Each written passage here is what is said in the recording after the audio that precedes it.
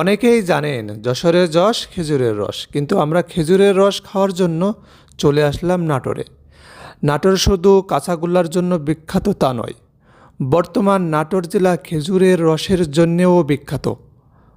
কারণ এখানকার রস যেমন মিষ্টি ঠিক তেমনই সুস্বাদু।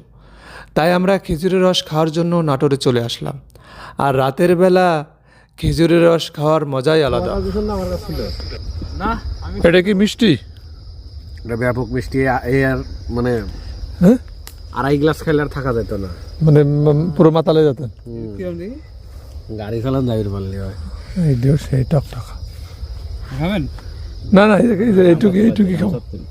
না না না না, এনতে অল্পটা ডালেন, এনতে অল্পটা ডালেন। এই রসটা ভালো মিষ্টি হবে।